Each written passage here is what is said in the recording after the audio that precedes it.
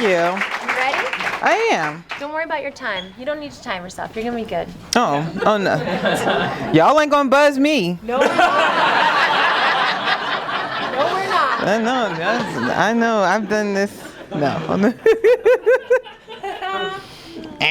That's horrible. All right, I'm gonna move this so I don't spill it. It's funny. I rarely use glasses, so it's kind of fun. All right.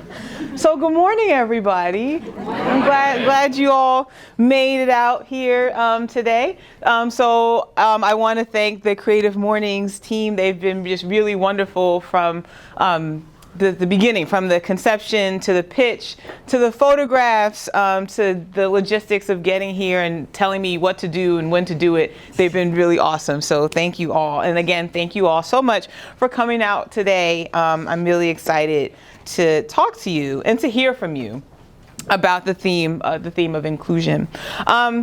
So I like to start out every talk I do by kind of dedicating my words and what I'm going to do to a couple people. So today I'm really thinking about Fannie Lou Hamer. So you can look her up, not right now, but look her up. Phenomenal community organizer. Wonderful woman from Mississippi. And I'm also thinking about a woman who's closer to me, whose name is Nance. And she was actually a participant in my Aqua Zumba class, and she passed away a couple of weeks ago. And so she actually taught me something really cool about inclusion and about being inclusive that I'll actually end with. So I'm going to go back to her in a bit. All right. So I'm going to switch. Oh, wait, I get to use this. That's right. Oh, this is very fancy. So I like Beyonce.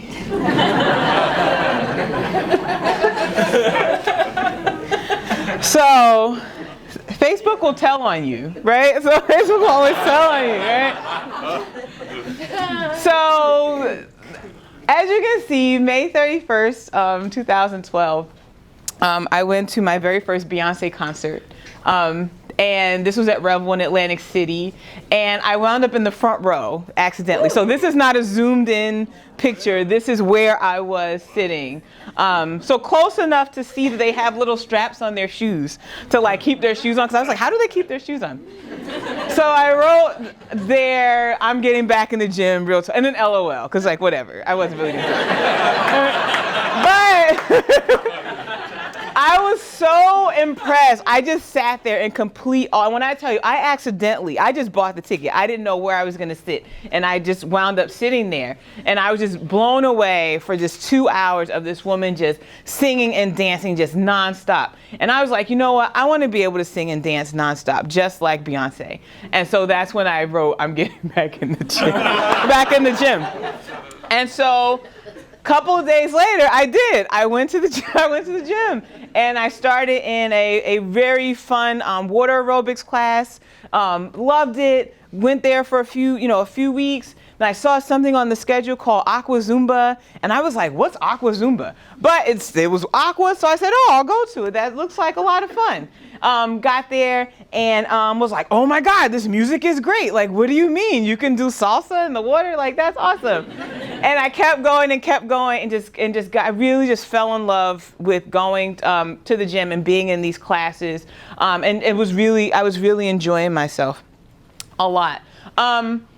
The one thing that was sort of bad about that part of my life and going to the gym was that even though I was there and I was enjoying myself and I was having fun, I didn't feel like I was fully a participant in the gym. Like I didn't feel like I was being fully appreciated in the gym. I felt like because I was a beginner, because I was fat, or am fat, no was, am, I own it, it's great, that I didn't feel like, I really didn't feel like I was a part of the gym. And that's where this kind of topic of inclusion is really interesting to me, because it wasn't that there weren't bigger people in the gym. There were lots of big people in the gym. But I just saw that there was a way that we weren't being included in the life of the gym. So I kept going to the gym. And then, so as I said, I really like Beyonce. So That was my Halloween costume 1 year. It was really great. So that was my costume 1 year. So after, again, a couple years ago, and again using Beyonce as this beacon of hope and light. So I should also stop and say, so one thing that's really interesting about coming to talk to you today is I never think about what I did with exercise as being something that was creative. So I've always thought of it as being about health or being about social justice in some sort of ways, but I never thought about like, oh wow, like Courtney, you actually saw something, you wanted something else, and you actually went out and made it. Yeah. And I'm like, wow, like that's pretty cool. So shout out to people who create stuff. All right. So some of the ways that I was still experiencing what I was seeing as exclusion at the gym was, one, I was finding instructors who just didn't know how to work with my body, right? So my knees get pretty grouchy at times. I call them grouchy and ouchy. Sometimes they get unhappy. And it was really hard for instructors to know how to teach me how to modify activities, how to do a push-up in a way that worked for me. I often saw posters in the gym that always had, for the most part, it was always a white body, a thin body with muscles, some type of like no excuses, like do it, do it, do it, like do it, do it, do it, that kind of language.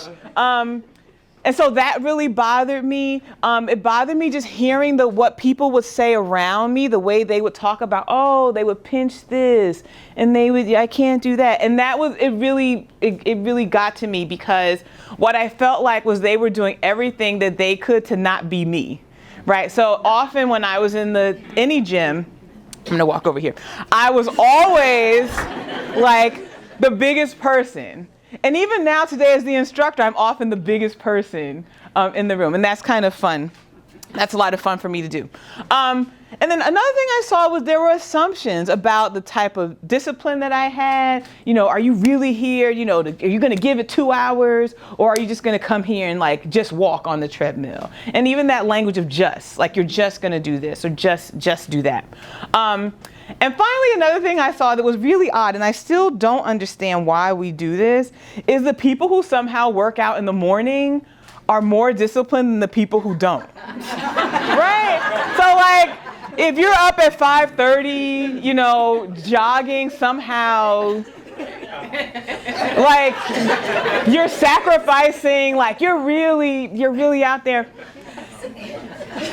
And I say that as somebody, like I go to 6:45 CrossFit, I've been to 5:30 CrossFit, but I also teach like 5:30 p.m. Zumba. And I'm like, so the nighttime people, like they're sacrificing too, but it was like if you weren't there at like 4 a.m., it's like how early can you get up, right? And that was always just sort of weird to me that we actually cared about what time people got up. So what I found was that I was really only existing as this like cautionary tale, this kind of before picture that I was always kind of there to be a project, there to change. And so what happened was that over time, let me get this right. So over time, I did get stronger. I did lose weight, and I will not talk about weight loss. And if you want to know why, I'll tell you later. But what I found was that over time, people were kind of letting me more into like the inner circle, and they wanted me to like engage in that talk with them. And I really had to think about, did I want to replicate the exclusion that I was feeling, right? Or did I want to do something different? So this picture is actually from Las Vegas. If you've ever been to Vegas and been to the Heart Attack Grill, horrible place, horrible. But they have a scale in the front. This public scale. And so I remember being there like, oh wow, like look at that. And I just like hopped on the scale and was like, let's do it. So that was me, 273, right on, just killing it. Right, and just going for it, right? And it was there that I was really starting to change my mind about what I thought I was there to do, and really pay attention to the ways that I had been made to feel like an outsider, and the way I never wanted that for anybody else. And so what happened is I started getting excited about the back row. So I was always in the back row of the class. this one particular Zumba class, and I would say like, okay, let's make the back row the best row. And then I said, wow, if I can get people excited in the back row, like what could I do if I was in the front of the class? And so I thought about like, do I want to do it? Oh, no. And then I decided that I was going to do it. I was going to give it a shot. So. What would Beyonce do? Exactly. Beyonce would say like, go for it and do it, right? Like, what's the worst that can happen? So as was mentioned before, I was a women's studies professor. I went to UCLA and I did a doctorate on Black women's literature and prison. So I care very much about prison studies. And so Audre Lorde has been this, phenomenal thinker in my life since my very early days of being a women's studies major. And she has this very famous essay, Age, Race, Class, and Sex, Women Redefining Difference. So I just want to read 2 sentences, actually 3. Okay, 2. Okay, 3. Okay, so she says there are differences between us of race, age, and sex, but it's not those differences between us that are separating us. It is rather our refusal to recognize those differences and to examine the distortions which result from our misnaming them and their effects upon human behavior and expectation. And then she says, we do not develop tools for using human difference as a springboard for creative change within our lives. We speak not of human difference, but of human deviance. Okay, you got 5 sentences. You've been blessed. Congratulations. All right. So I started thinking about, and then so I wound up leaving. I woke up in the middle of the night and I decided I didn't want to be a women's studies professor anymore, but I wanted to use Black feminism to teach fitness. And so I woke up in the middle of the night and I decided to quit my job and go broke doing this. I did. And so I said, like, how can I bring the legacy and the words of Black women into the gym? Like, why would I think about the gym as a place of inclusion? Like, who cares, right? You go, they have your card on file. You might go, you might not go, but who really cares, right? What that's about.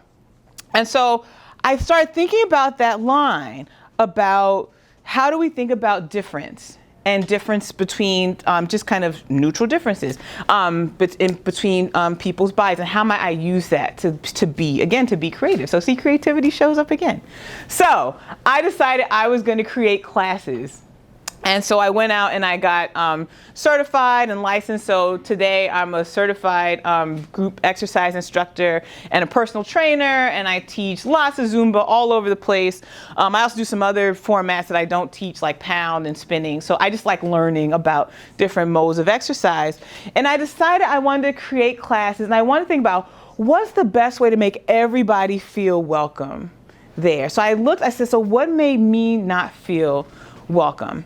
So one of the things I do, so I'll give you my speech. So if you come into my Zumba class, so imagine you're in Zumba class. You're there dressed in whatever you're dressed in. So I'll say, good morning, everybody. Welcome to Zumba. Morning. And you'll say, good morning, right on. And I'll say, is anybody new to Zumba? Yeah. Yes, right. And then we clap, right? Welcome. You're new to Zumba. And then we'll say, Zumba is very easy, very simple. Zumba is a Latin-based dance fitness program. We're never on the floor. There's no push-ups involved. So if you find yourself on the floor, that means you fell. And we don't want that. I don't want you to fall. I want you to stay upright the whole time, right? So we have 3 really easy guidelines in this class. So we say stay hydrated. So I say drink whatever you brought that helps you dance. Whatever that is. 2, be kind to yourself. Use the body you brought with you, right? Say use the shoulders you brought with you, right? Don't use the shoulders of the person next to you, right? Whatever you do is going to be great. Use the knees that work for you. And then be kind to somebody else, right? So we're nice to ourselves. We're nice to somebody else. I often stop the class. I'll say, have you told somebody they're doing a good job yet? I'll say, like, have you told yourself you're doing a good job? So I'm a big clapper, and I'm like, yes, like, good job, everybody. Good job. In my classes, there's no talk of weight. We don't talk about calories burning. We don't talk about summertime is coming. So if you saw in the picture, my shirt says all bodies are summer bodies, all of them. And so that's just what I do. And then I'll say, so then we're all ready to get started, and then we go. right? So that's kind of the language that I use. I continue to use the language of t-shirts, right? To kind of put that message out there, because I think there's things that I would have wanted to hear, right? There's pictures I would have wanted to see on the wall of the gyms that I attended that I did not see, right? I just did not see that. Let's see, did that go? Okay. So one of the cool things that I've gotten to do in creating these classes, and so I've been teaching now for probably 4 or 5 years at this point. So one really sort of great thing I got to meet Jessamine Stanley. And so she wrote this book over here, Everybody Yoga. Let go of fear, get on the mat and love your body. And there's a quote from her at the bottom that says, I would say as a fitness professional, especially being a fat fitness professional, you always feel like you have to apologize for your size. And again, when I think about what it means to be inclusive, it means to me that nobody has to apologize for what they bring into the room. No one is any better than anybody else because of what they bring into the room. And it's not just enough for me to say that, but I actually have to put things in place that make that happen, right? Because there's a real difference between diversity, right? Like you can have a whole bunch of people in a room, but that doesn't mean that everybody's going to feel like they're a part of the community, that they're a part of the group. And so meeting her was really important, and we look cute in the picture. Again, I tell people too, like, even in Zumba, I'm like, if the arms are getting on your nerves, like, let them go. Do the feet. The feet are getting on your nerves, let them go. As long as you're looking cute and feeling good. That's all that really matters, right? And I always say, we ain't landing planes, right? It's just Zumba. It's just Zumba. That's it. Because again, when I think about what do people need to hear? They need to hear that they're not being judged. Like, I'm not judging them. The person next to them might be judging them, but they might be saying like, wow, she's really good. Or he's really doing something, right? So that might also be happening. So I decided then that I really had to think about, okay, so how do you really do inclusion? If I say, okay, I want to be an inclusive fitness instructor, especially around Zumba, which is what I teach the most. So what I actually did is I actually branched out to teach different specialties within Zumba. So we have our basic Zumba. Then we have our aqua Zumba, so people are in the water. We also have Zumba Gold, which is a low impact Zumba, which I love teaching. And I also teach Zumba Kids and Zumba Kids Junior. And I also teach a gold toning, so you can do gold and toning with the little weights. And I also just started teaching a seated Zumba class. So I really wanted to learn, how can you take one song, so think of like a song that you know, right? And you might be in one class doing a whole lot of jumping and all of that, right? What if somebody can't jump? What if they can't do that, right? Or this? Can they do this? Can they sit down and do this? Right? Can they be in the water and do this? Right? Can they do that? Right? And what are all the things that they would need, that each person would need to make it work for them? And so I'm going to tell you really quickly the 5 takeaways that I've taken from branching out. One is I've learned that I need to adapt, right? That being inclusive means you always have to adapt. You have to adapt to the people who are in the room, right? So I might come in and be, oh, we're going to do all this. And they're like, we're not doing that. And I'm like, okay. Some days I don't want to do it. I'm like, you're right. I don't want to do it either. I don't want to do that today either. So I get to think about, and again, this is where thinking about yoga really helped, the way that the yogis talk about the expression of a pose, right? That everybody, you can be doing the same thing, but it comes out differently, right? So I think about that in terms of the movement, right? It's the expression of the movement, right? But you can express it any way you want to. 2, I learned that not every exercise class has to be an hour, right? So again, inclusion. But when I think about like, okay, if I have this class, right, does it have to be an hour? Do you have to do 20 push-ups? Does everybody have to do 20 push-ups? For some people, 20 push-ups is going to be okay. But if I say, okay, in our class today, you're going to do 20 push-ups, 20 jumping jacks, 20 sit-ups. Not everybody will want to do that, right? So not only do I have to tell people you can change, you can change the movement, but you know what? You can do 20, you can do 5. How about you try 10, right? And again, especially this also works when we're running, right? So at CrossFit, they'll have us like running around the building. And so I can go like 1 round at the same time that other people can do like 2. And I'm like, I'm not doing 2.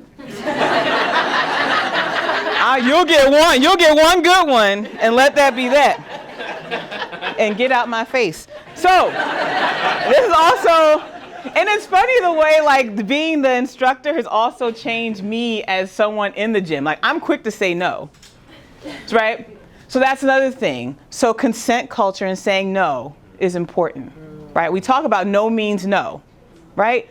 But if your trainer tells you to do something, do you feel like you can say no? Right? Right? Or if something's put out there, do you feel like you can say no? And to me, that's really important, that we learn that my body belongs to me, right? Whether I'm, in a romantic situation, whether I'm at work, or whether I'm in the gym. You don't have a right to tell me. Then they say, no, do a little more. I'm like, so you're coercing me into doing something that I've clearly said no to? And what circumstance would that be okay, right? That's not listening, and that's not being inclusive.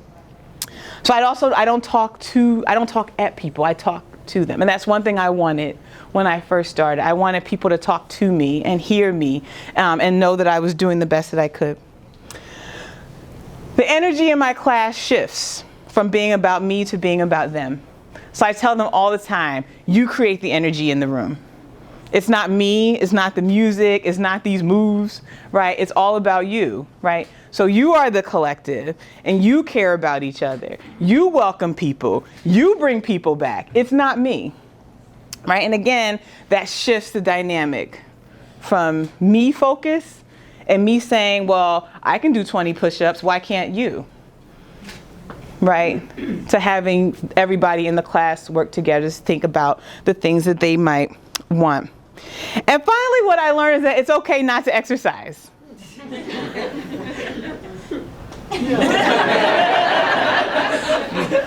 It's fine. You don't have to, right? So sometimes people will miss class. They'll be like, oh, Courtney, I was going to come to class, but girl. And I say, like, you don't owe me any explanation, right? It's your life, like your body, your life. Do what you need to do, right? Because I never know what people are going through. And I don't want people to feel like they have to explain themselves to me, right? Again, that helps people feel like they belong, right? And whenever you're ready to come to class, actually what happens more often, people say, Courtney, I'm coming to your class. I am. I'm going to get it together, and I'm coming. And I'm like, okay, fine with me. We'll be there. Whenever you're ready to come hang out, we'll be there. So I decided that I want to do lots of different types of classes. And also I learned that exercise doesn't have to happen in the gym. So I said, so what about people who can't access the gym, right? So if you don't have a credit card, if you don't have a car, if you feel like you can't be in crowds, right? If you really feel like being in a group is not for you, if the times don't work for you, I was like, what else could I do? And so that's kind of this kind of quest that I'm on now. It's like, well, what else can I do? Where are people at? Where are they? What do they care about? Right? So, and that's not to say, so this was a campaign. It actually started in 2016. They put it out in 2017. So Blink Fitness. So lots of gyms have gotten into this with the kind of body positive and having a real diversity of bodies in their advertising. Because again, what we've seen is that people want this. Consumers want this. They want to see themselves reflected in the advertising for the gym. They want to feel like the gym is for people like them. So the gym is for somebody like me. So I said, okay. So since then, I've taken my Zumba classes into correctional facilities. So here in the state, and that came about because I was just I was doing something with the Department of Corrections, and I happened to mention that I taught Zumba, and the women were like, "What's Zumba?" And so I was like, "Well, let me tell you what it is." And they were like, "Can we do it?" I was like, "Sure, let's do it." And so we did that. So that's been really great. I've worked with housing authorities, so I'm really interested in bringing things to community centers. I'm really interested in working with poor folks, like, people who work all day, people who do manual labor. You're gonna go tell them to go get on a treadmill? Like, no, right? So again, thinking about the language that I'm using. And so one of the cool things I really get to do, if you see any of your friends in this picture, go for it. So that was me. So this is last summer. So one of the great joys of my life is that I get to take the profit motive out of this, right? I don't get to make people feel bad so they give me money, right? To make them, to change themselves so then they feel better about themselves and then give me more money. So I teach for free. I've always, since I started teaching, it's been really important for me to teach for free. One, because it is me thinking about inclusion, thinking about money, financial inclusion, people with different amounts of money and stuff. But two, it means I'm totally committed to the people who come. I'm not beholden to a gym, to a fitness center. Even today, I work because I want to. I don't have to work. Right? I can just be cool and chill, right? So this is a class. So I teach free Aqua Zumba through the Exeter Parks and Rec every summer. I've been teaching free Zumba through Exeter Parks and Rec for probably the last 2 years or so. I've been at Phillips Exeter. This is my 3rd year teaching English at the Academy, and I've been teaching free exercise classes the whole time, just about since I've been in Exeter. I really like teaching Aqua Zumba because, again, you get just a whole other range of people who would never come. If I only stuck to one type of Zumba, I would never get to meet the great people that I get to meet. And so I want to end, so that's my picture. So this is a picture I just took. So this shirt is actually from a gym called Radically Fit in Oakland. So there's some gyms that are doing kind of really good work around this topic. And I want to end just with talking about Nance and talking about Aqua. So I've been teaching Aqua Zumba in Exeter at the Exeter Mill for almost a year now. And a woman came to my class and she couldn't get into the pool. So we have a pool that has stairs, and there's a railing, and there's a chair, it's an ADA chair. And I panicked because I did not know how to use this chair. Now again, I'm somebody who's thinking about inclusion all the time. So I'm like, oh my gosh, like what do I do? What do I do? And so luckily, one of the building supervisors heard me on the phone with the person who runs the class. Is like, I don't know how to use this chair. What do I do? And she came and she showed me how to use the chair. And the woman was able to come to class, and everything was fine. Everything worked out. And then I said, like, okay. So I said, Courtney, put on your inclusion hat, right? So one, you learned it, but do other people know how to use this chair? So I made a little video showing how to use the chair. And I sent it out to the 2 other women who teach classes because nobody knew how to use this chair. And then I also made everybody who comes to my class learn how to use the chair. So every class, we would start out with, okay, everybody, show me that you know how to use this chair. Because I didn't want it just to be information that I had that nobody else knew. I really wanted it to be something that everybody knew, but also information that was kind of neutralized. Like once everybody knows it, then everybody knows how to make someone feel more included. But also it shows that our class cares about people who can't get down the stairs, right? It's one thing to have the chair, but it's another thing to actually know how to use it and to be able to help people with it. So I guess those are the kind of takeaways I want you to come away with. I guess if I have to think about kind of what inclusion means. It means being creative and making things that are not there, kind of always living in kind of the realm of possibility and what could be and what could happen. And always thinking about like, what am I doing that I could change so that it could be accessible to more people, right?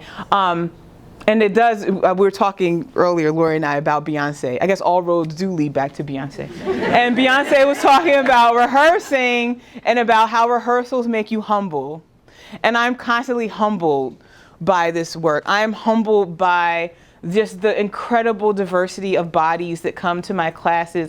I've learned so much about how Parkinson's impacts people's sense of balance, the ways people having low vision, right, or hearing, right? How do they kind of work in a Zumba, in a class that's built on music and watching me? And I'm just fascinated, and I'm just so impressed and inspired by all the fitness instructors who do the work of learning sign language because they want to know how to communicate. I have a friend who did the trauma-informed fitness. So again, like how, if we're telling people, you know, clench your stomach, like somebody's gonna punch you, like that's really violent language, right? So we wanna think about that. We want to think about folks on the autism spectrum. So there's all these different populations of people who are just waiting to be included, right? And they're just waiting. And so I would hope that all of us, B2 and Beyonce, would continue to keep doing what we can to bring more people together and make everybody feel welcome. So thank you so much.